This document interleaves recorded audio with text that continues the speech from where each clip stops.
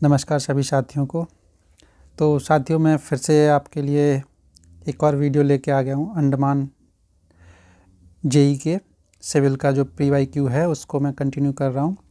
तो देखो, मैंने पार्ट 1 कंप्लीट कर दिया था, जिसमें जो है पार्ट 1 हो गया था, जिसमें मैंने 50 क्वेश्चन जो है इसके कर लिए थे पार्ट 1।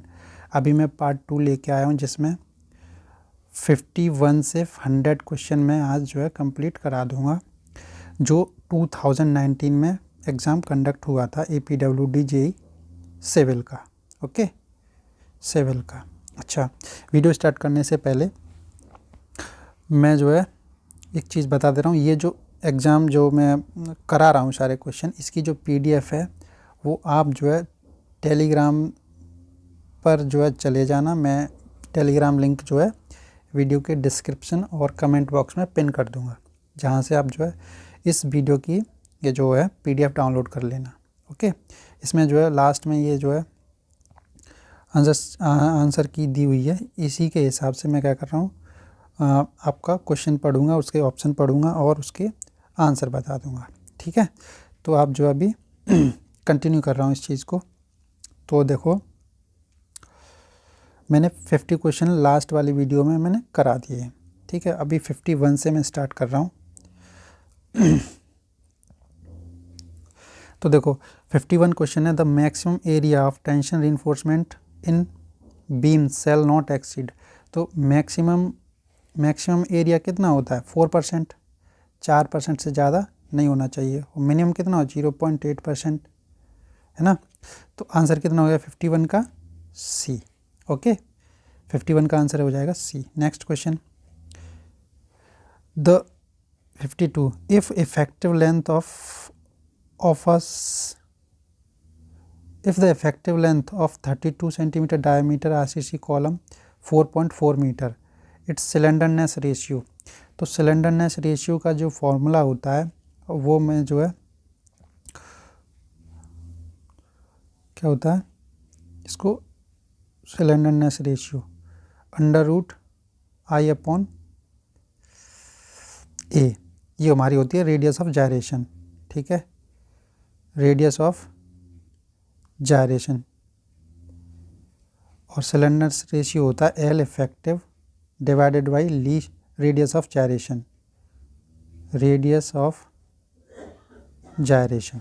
ठीक है, तो इसका हम क्या निकालेंगे? I निकालेंगे। और I क्या होता है? सर्कुलर कॉलम का।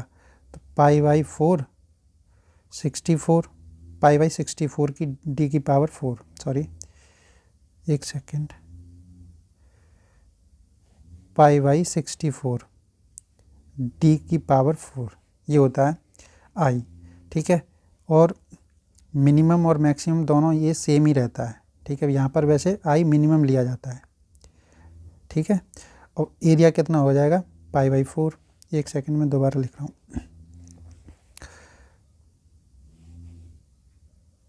π/4 into D² divided by π/64 divided by π/4 D²।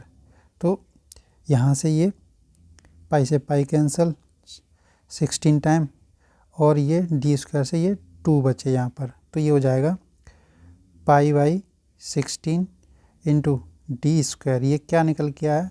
ये जो है I/A की बात करूँ तो अब मैं ये जो है यहाँ पर रख दे रहा हूँ इसकी वैल्यू। तो π/16 D², तो जब अंडर रूट से बाहर निकलेगा तो π/4 इंटू D निकल के आया। क्या निकल के आया? ये रेडियस ऑफ जायरेशन। अब तो देखो, रेडियस ऑफ जायरेशन हो जाएगा,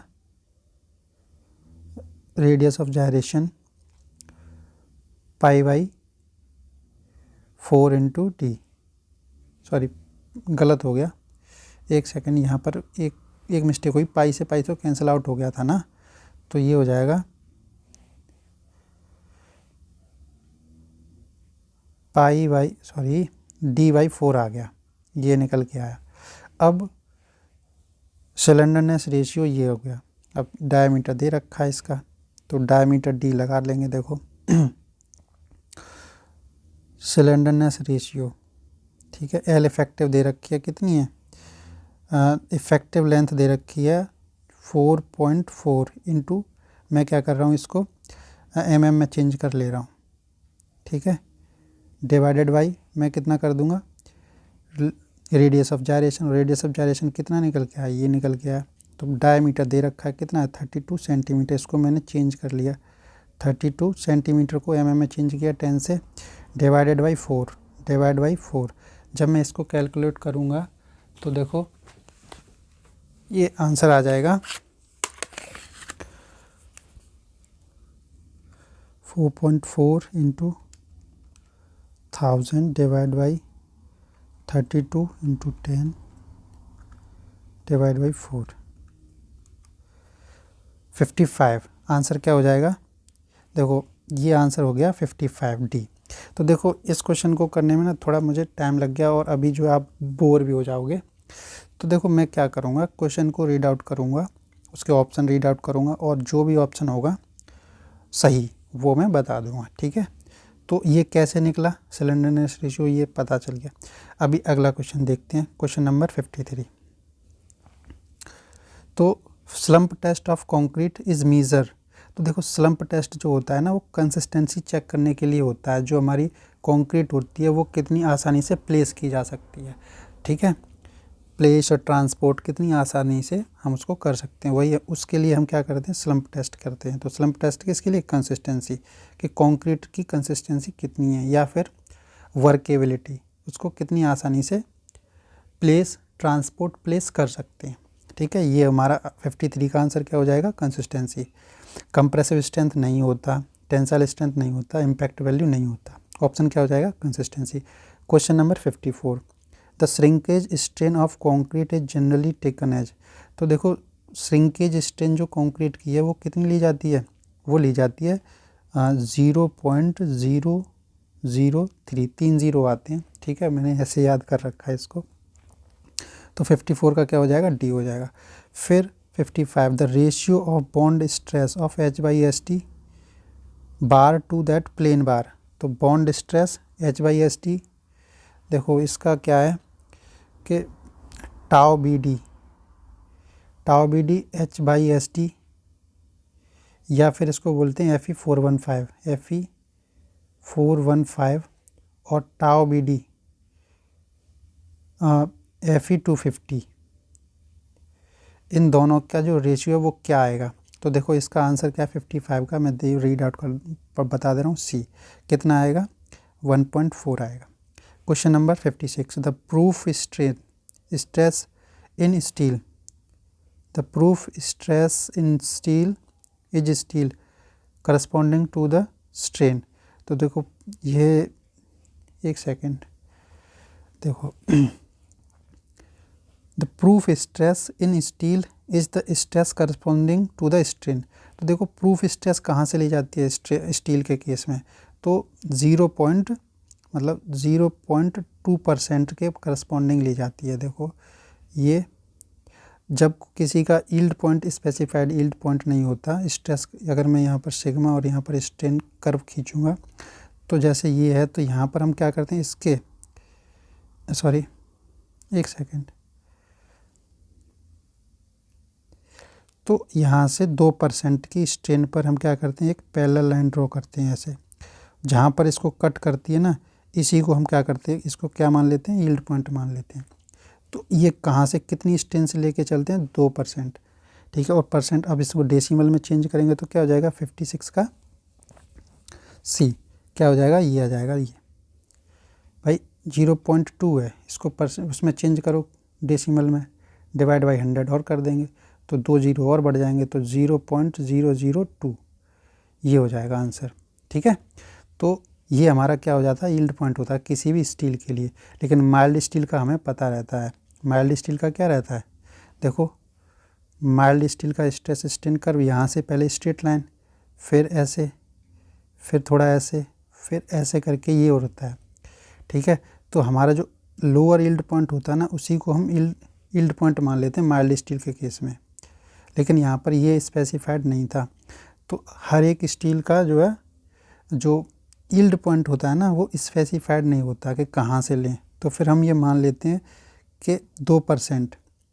इसके जो यहाँ से टेंजेंट से, सॉरी, यहाँ से इसके पैरेलल एक खींचते हैं 2% की स्ट्रेन से, 0.2% की स्ट्रेन से। जहाँ भी काटे तो उसी को हम क्या मान लेते हैं, यील्ड पॉइंट मान लेते हैं। ठीक है, ये इसके पीछे कॉन्सेप्ट था। तो देखो इसमें वैसे मैं कराने लग जाऊंगा तो ये वीडियो पता है 1 घंटे से ऊपर की हो जाएगी और आप लोग फिर उसमें इंटरेस्ट नहीं लोगे। ठीक है, तो फिलहाल मैं क्या करूँगा, ये जो जल्दी जल्दी जो है करा दे रहा हूँ, जिससे वीडियो भी लंबी ना हो। ठीक है,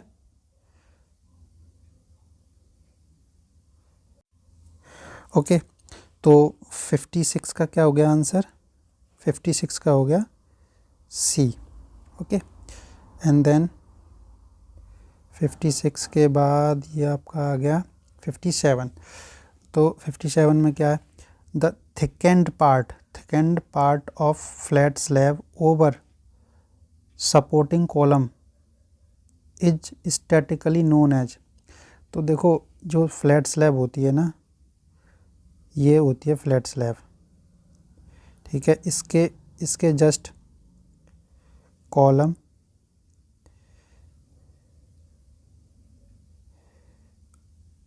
ये कुछ इसको ये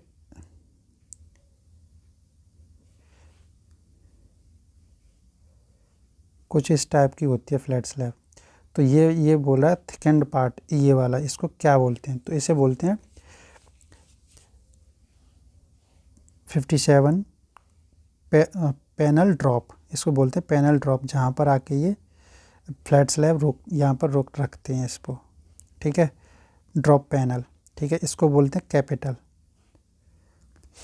ठीक, ये हो गया 57 का आंसर हो गया ए। एंड 58 का क्या है, 58 ये है, the effective length of compression member of length L held in position and restrained in direction at 1 and effectively restrained in direction but not held in position at the other end। मतलब ये है कोई column, तो effective length बोला, इसमें ये बोल रहा है कि held in position and restrained in direction at once, एक डायरेक्शन में क्या ये फिक्स है, रिस्ट्रेंड है रोटेशन में भी और पोजीशन में भी, हेल्ड है पोजीशन में और रिस्ट्रेंड है डायरेक्शन में। ठीक है, one and effectively restrained in direction but not held in position eight other and. अच्छा, नॉट हेल्ड इन पोजीशन, ठीक है, हेल्ड इन पोजीशन मतलब दूसरी तरफ क्या है, हिंज है। तो देखो इसका जो है क्या आ जाएगा, ये तो हो गया इसकी लेंथ एल। तो एल इफेक्टिव पूछ रहा है, इसकी एल इफेक्टिव क्या होगी। ठीक है, 58 का हो जाएगा 0.85 एल। अगर ये एल है, ठीक है, तो ये हो जाएगा इतना। क्लियर है ये चीज़। ठीक है, इसके कुछ केस हैं, 4 से 5 केस हैं। ठीक है, आरसीसी और इसमें केसेस बनते हैं, ये पूछा जाता है, ये इम्पोर्टेंट है चीज़। ठीक है, कई हैं केस, जैसे ये रहता है ना, एक दोनों तरफ फिक्स हो तो एल बराबर क्या हो जाता है, एल इफेक्टिव बराबर L/2 हो जाता है। फिर दूसरा केस है, अगर हिंज हो दोनों तरफ तो एल इफेक्टिव बराबर क्या हो जाएगा, एल हो जाएगा। फिर एक तरफ हिंज है और एक तरफ फिक्स है तो क्या हो जाएगा, L/√2 हो जाता है ना। फिर फोर्थ है, एक हिंज है, एक फिक्स है और ये एक फ्री एंड है, तो एल इफेक्टिव बराबर क्या हो जाएगा, एल इफेक्टिव बराबर हो जाएगा 2L के, ये दोगुनी हो जाता है। ये स्टैंडर्ड है, लेकिन कोड क्या बोलता है, कोड जो है इसकी वैल्यू को और थोड़ा कम कर लेता है, तो कोड की रिकमेंडेशन के हिसाब से ये माना है। ठीक है, ये स्टैंडर्ड है जो सोम में हम पढ़ते हैं। ठीक है, ये वैल्यू, लेकिन आरसीसी में हम क्या करते हैं, जो कोड ने माना ये वैल्यू थोड़ी सी और कम नहीं, थोड़ी सी बढ़ा देता है, थोड़ी। ठीक है, ये होता है। चलो ज़्यादा ज्ञान नहीं दे रहा, आपको पता होगा सारी चीज़ें, बस ये है कि ये नहीं पता होगा पेपर कि कैसा आया था। तो के पेपर पता चल जाएगा, आइडिया लग जाएगा आपको कि किस टाइप के क्वेश्चन पूछे गए थे। चलो तो next question, the ratio of shear stress to shear strain within elastic limit. तो देखो ये रेशियो पूछा है, तो इसको बोलते हैं शियर स्ट्रेस, टाउ से डिनोट करते हैं shear stress to shear strain epsilon. तो देखो ये क्या होता है, ये होता है मॉडुलस ऑफ रिजिडिटी होती है ये, tangent modulus, modulus of rigidity या फिर शियर मॉडुलस ऑफ इलास्टिसिटी। तो आंसर क्या हो जाएगा बी, 59 का बी। ओके, अभी इसमें जो है ये और है मॉडुलस ऑफ इलास्टिसिटी, एक सेकेंड, मॉडुलस ऑफ इलास्टिसिटी क्या होता है, डायरेक्ट स्ट्रेस टू, इसको ई से डिनोट करते हैं, एक सेकेंड, ये इसको ई से डिनोट करते हैं, ये होता है direct stress to direct strain, ठीक है, ये so sigma divide by epsilon ये होता है। तो यहाँ से क्या आ जाता है, सिग्मा बराबर निकालें तो ई इंटू एप्सिलॉन, यही तो होता है हुक्स लॉ।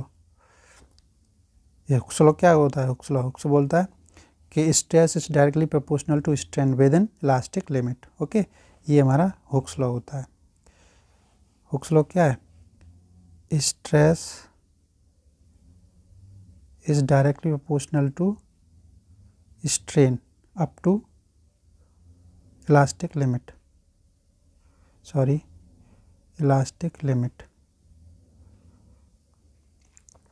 तो स्ट्रेस को डिनोट करते हैं सिग्मा से, ये प्रोपोर्शनल, स्ट्रेन को किससे डिनोट करते हैं, इससे। जब हम प्रोपोर्शनलिटी का साइन हटाएंगे तो सिग्मा बराबर ई इंटू एप्सिलॉन आ जाता है, और यही ई क्या कहलाता है, यहीं से अगर मैं, अब यही तो प्रॉब्लम है, यहाँ से जो है मैं अब ई जो है निकालूँ तो ई बराबर क्या हो जाएगा, सिग्मा बटे एप्सिलॉन, तो निकल के आ गया ना, स्ट्रेस बचे स्ट्रेन, हो गया क्लियर। ये हो गया 59 का shear modulus of elasticity, tangent modulus of elasticity और बल्क मॉडुलस ऑफ इलास्टिसिटी, ये हो गया। फिर 60 question, for determination of allowable stress in axial compression Indian standard institute has adopted, किसके लिए, for determination of allowable stress in axial compression, ठीक है, ये कोई हमारा कॉलम है और ये कैसा है, इस पर कैसा लोड आ रहा है, एक सेकेंड, ये इसकी एक्सिस है, ठीक है, तो इसकी एक्सिस पे, एक सेकेंड, इसकी एक्सिस, ओहो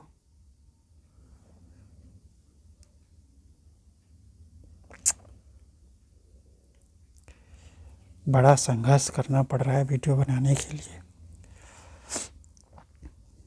एक सेकेंड, ये हो जाएगा, यहाँ बनाता हूँ, ये मेरा कोई कॉलम, ये कॉलम भी नहीं बनाया जा रहा मुझसे,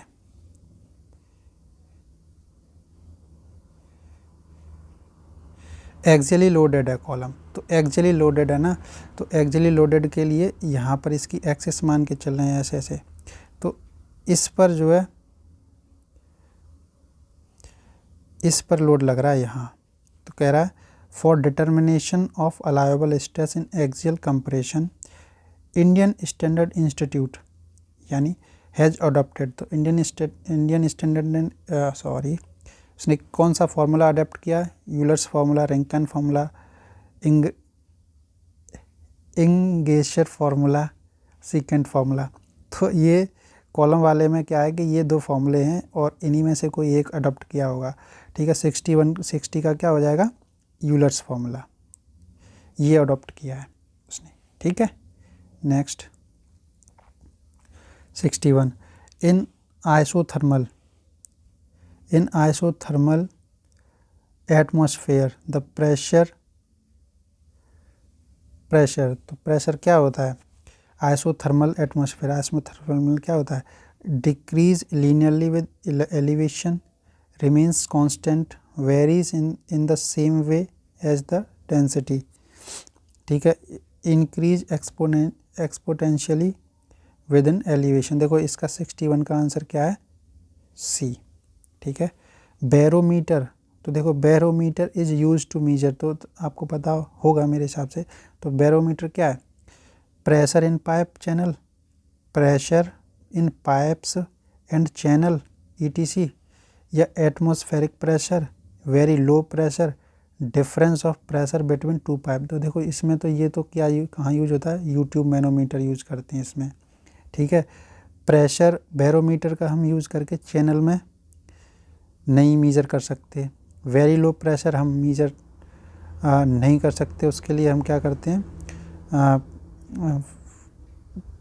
कौन सा यूज करते हैं, वैक्यूम,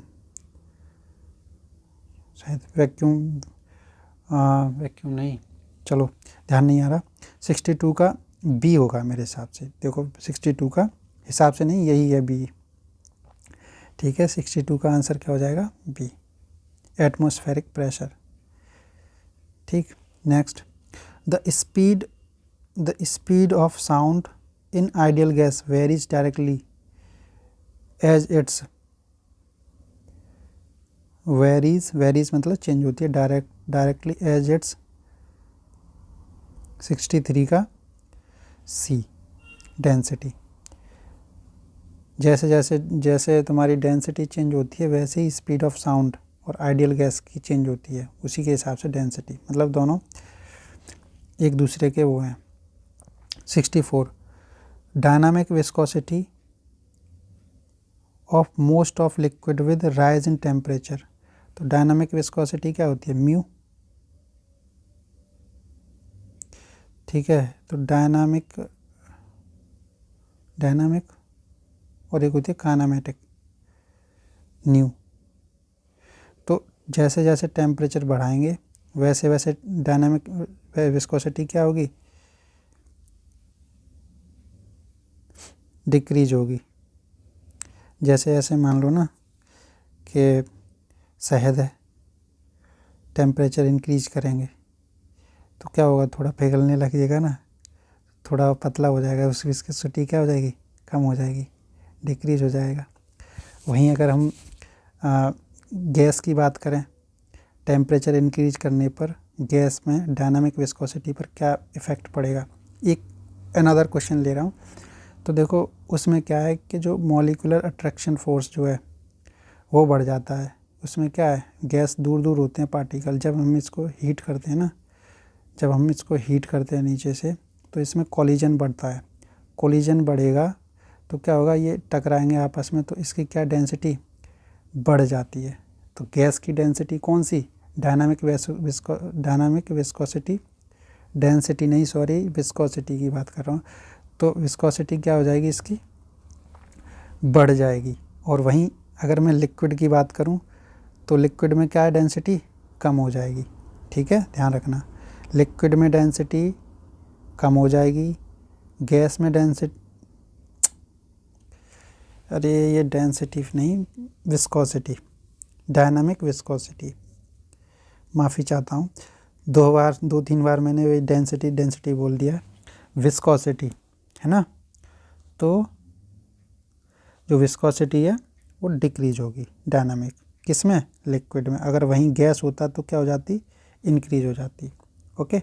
फिर आया 65, manometer is used to measure, तो देखो मैनोमीटर क्या है, ये है डिफरेंस मेजर करता है दो पाइप्स के बीच में, ठीक है। मैं बता दे रहा हूँ, जैसे ये मेरा पाइप है, ठीक है, यहाँ मुझे, यहाँ और यहाँ पर मुझे प्रेशर मेजर करना है, तो क्या है, मैं यहाँ पर ये जो है इसमें एक मैनोमेट्रिक फ्लूइड फिल कर देते हैं, मोस्टली क्या है, मोस्टली मरकरी फिल करते हैं, क्योंकि इसकी डेंसिटी क्या होती है, या स्पेसिफिक डेंसिटी क्या होती है, ज़्यादा होती है। ठीक है, ये तो मेरे हिसाब से 65 का क्या होगा, difference of pressure between two joints. Yes, ये होना चाहिए 65 का डी।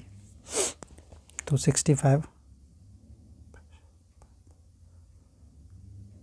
टू जॉइंट, सॉरी ये यहाँ पर थोड़ा सा मिस्टेक हो गया मुझसे, टू जॉइंट लिखा हुआ है, press difference of pressure between two joint, ये नहीं, इसको मैनोमीटर का यूज़ करते हैं, pressure in pipes channel ETC।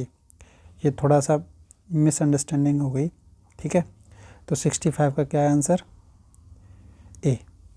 Next question, metacentric height is the distance between the Meta centre and 66 का centre of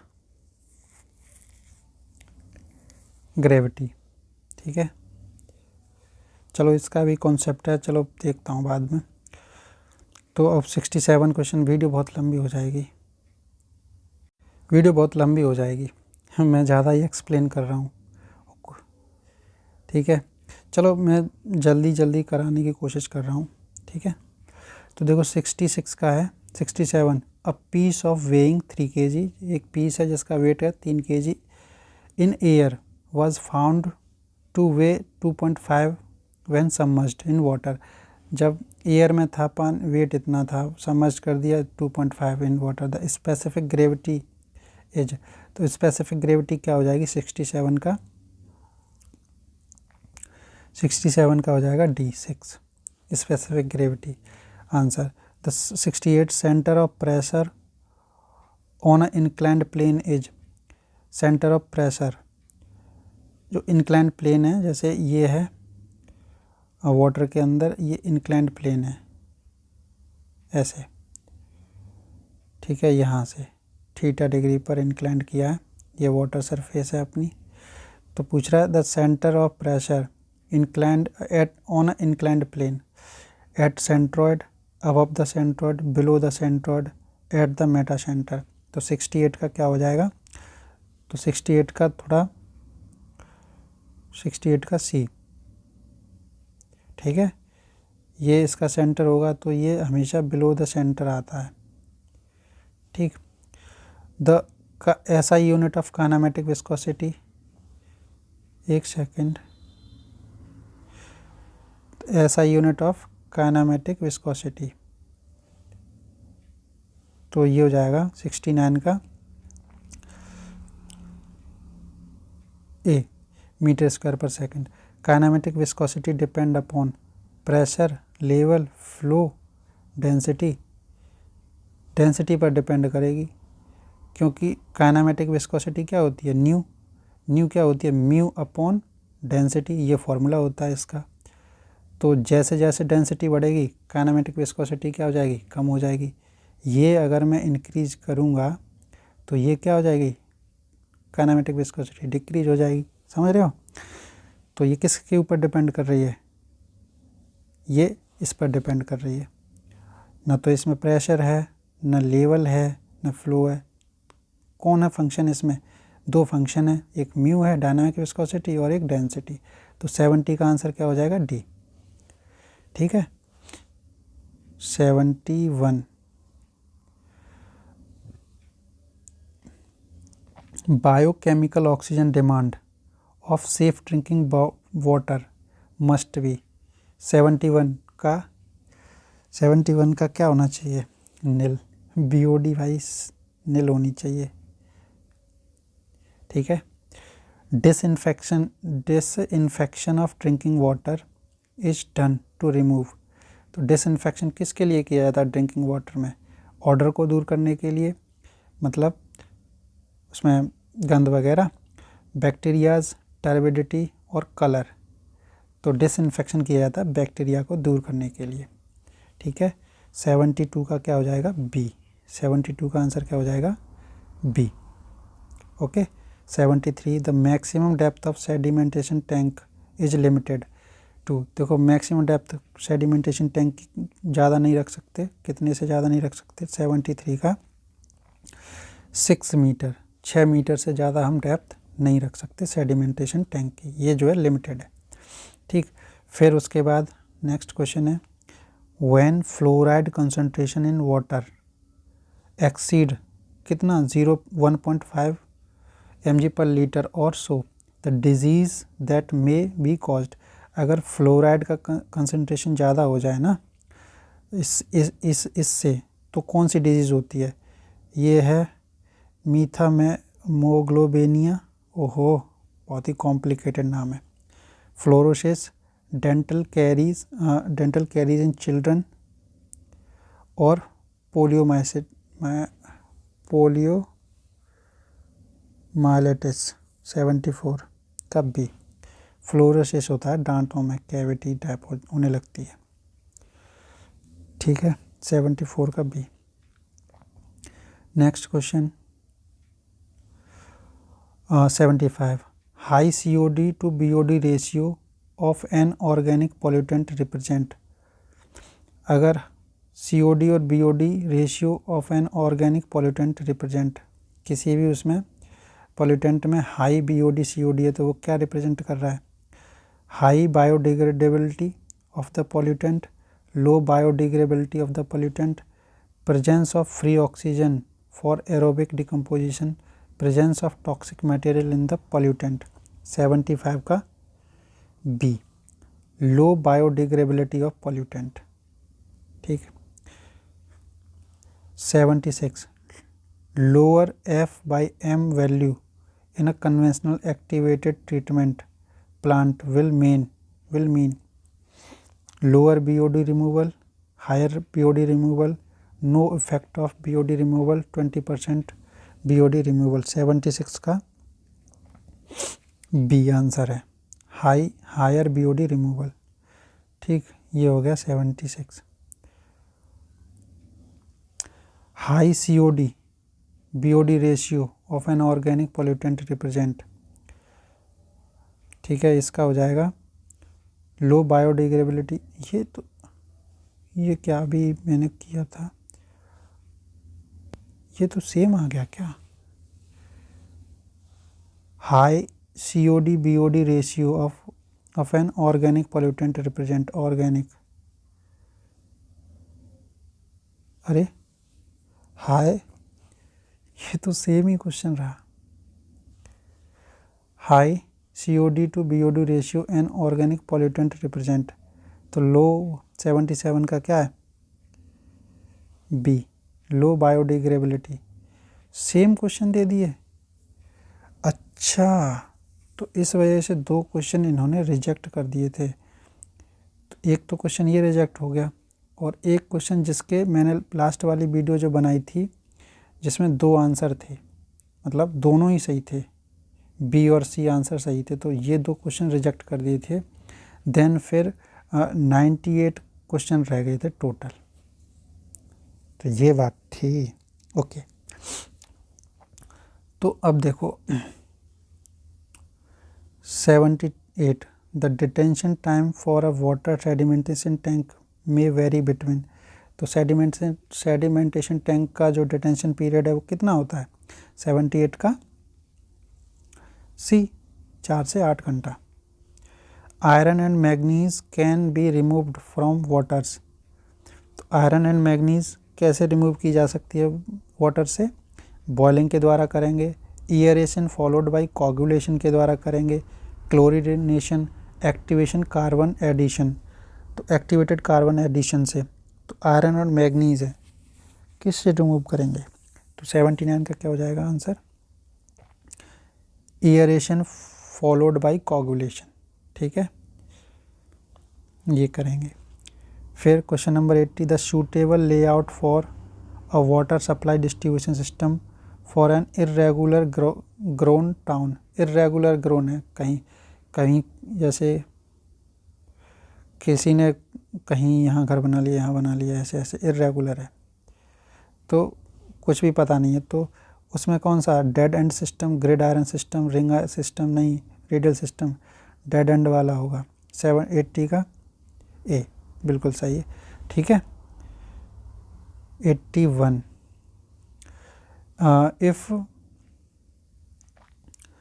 if cross slope of a country is 10 to 25%. The terrain is classified as rolling terrain, mountainous terrain, steep terrain और plain terrain.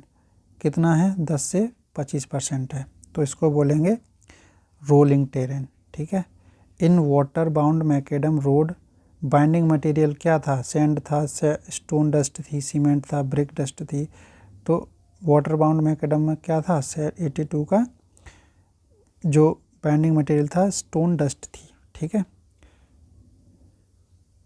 Sorry. According to the recommendation of Nagpur Conference, the width of formation of an ideal national highway in hard rock cutting. तो hard rock cutting में national highway की जो formation width है वो कितनी है Nagpur conference के according? तो 983 का बी आंसर है. ठीक है, 7.9 मीटर विड्थ ऑफ फॉर्मेशन. तो विड्थ ऑफ फॉर्मेशन तो पता ही है ना, ये हो गया रोड. यहाँ पर बर्म भी कंसीडर किए जाते हैं. जैसे ये, सॉरी एक सेकेंड, ये लो, ये मान के चलो ये रोड है ऐसे.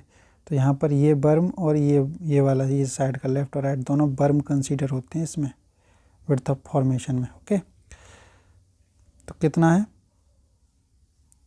7.9 मीटर. एक सेकेंड में कलर चेंज कर लेता हूँ. Next, the minimum design speed for hairpin bend in hill road is taken as. Hairpin bends कितनी है? 84 का 20. 85. The thickness of bituminous carpet varies. 85 का आंसर हो गया A. 20 to 25 mm. Minimum depth of ballast prescribed of BG trunk lines of Indians. Minimum depth of ballast तो उसका जो है 86 का 25 centimetre. The recommendation grade of tar for grouting purpose. Grouting purpose के लिए कौन सा टार यूज़ करते हैं? 87 का डी RT5. ठीक है. The length of side of warning sign of road. Length of side of warning, तो वार्निंग साइन जो बने रहते हैं उसकी लेंथ कितनी रखते हैं रोड से? मान के चलो ये रोड है, तो रोड से ये जो लेंथ है वो कितनी रखी जाती है?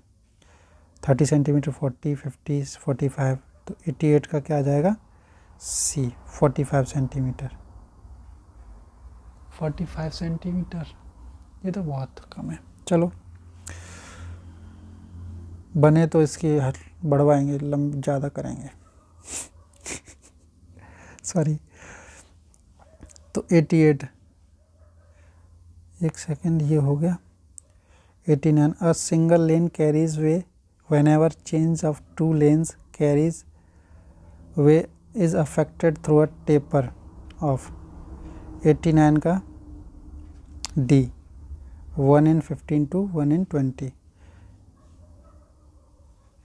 The wall constructed for stability of a excavated portion of a road on hillside is known as retaining wall, breast wall, parapet wall और wing wall. 90 का B breast wall. The ferry design are dependent on aesthetics, length of route, country where it is used, weather condition. 91 का B length of route. Alignment of breakwater should be. अब ये dock and harbour के आगे question और airport के.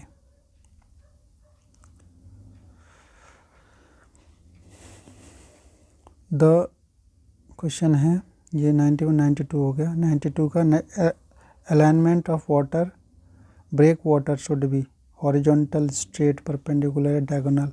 92 का answer हो जाएगा B, straight. 93 according to international Indian civil aviation organisation the runway of length of aerodromes has been coded by. 93 का सी है, first 7 English alphabet. An aircraft is flying in an atmosphere of 30 degree Celsius with a speed of 1260 kmph. Its speed is known as subsonic, supersonic. तो 94 का क्या हो जाएगा answer? सी, supersonic. ठीक है, next, the open type of verbs are made. Timber, RCC timber और किसके? 95 का क्या हो जाएगा? सी, टिम्बर आरसीसी बोथ, इसके बने रहते हैं। According to ICAO, the slope of transitional surface at right angle to the center line of the runway is। 96 का क्या हो जाएगा? डी। ठीक है, the type of utility based harbour, river harbour, artificial harbour, commercial harbour, canal harbour. Utility के लिए कौन सा हार्बर यूज करते? कमर्शियल। 97 का सी, सही। ठीक है, how many compound does a harbour comprise. तो कितने कंपोनेंट्स होते हैं हार्बर के अंदर? 5, 10, 15, 20। 98 का बी, 10। पता नहीं कौन से, मैंने तो नहीं पढ़ा, ना एयरपोर्ट पढ़ा कभी और ना ही हार्बर पढ़ा। 99 airport can be classified on how many basis. Airport कितने बेसिस पर क्लासिफाई किया गया? 99 का डी, 2। ठीक है, for A class A airport difference of reduce level of higher and lower edge of the conical. तो 100 का आंसर है डी, 100 का आंसर है डी, 100 मीटर। ओके, तो देखो वीडियो बहुत लंबी हो गई क्योंकि मैंने एक्सप्लेनेशन में बहुत ज़्यादा टाइम लगा दिया। तो इसमें क्या है कि मैंने सभी क्वेश्चन जितने भी 2019 में 2019 में जितने भी क्वेश्चन पूछे हैं वो सारे मैंने कवर कर लिए। कुछ के मैंने एक्सप्लेनेशन भी दिए, कुछ के मैंने नहीं दिए क्योंकि वो मुझे नहीं पता था, टू बी एग्जैक्ट मैं बता रहा हूँ सही बात। और दूसरी बात कि इसमें 10 क्वेश्चन भाई आए थे पोर्ट, हार्बर एंड एयरपोर्ट, इस बार भी आएंगे। ओके, 10 ही मान के चलो भाई। ठीक, ये हो गया। अच्छा, और ये मेरे कंप्लीट हो गया, लेकिन मेरे पास एक और एग्ज़ाम है, APWD का ही है। ठीक है, एक पेपर और है जो है LDCE है। LDCE मतलब limited departmental competitive examination. Department के अंदर जो एग्जामिनेशन हुआ था JEE से, यही प्रमोट के लिए, तो उसका मेरे पास 1-2 पेपर हैं। तो तुम चाहोगे तो फिर मैं वो भी ले आऊँगा, लेकिन अगर आप जो है बोलोगे तो ठीक है, जल्दी कोशिश करूँगा लाने की। और इसी के साथ मैं जो है वीडियो को कंक्लूड कर रहा हूँ। अगर आपको ठीक लगे तो लाइक कर देना। ठीक है।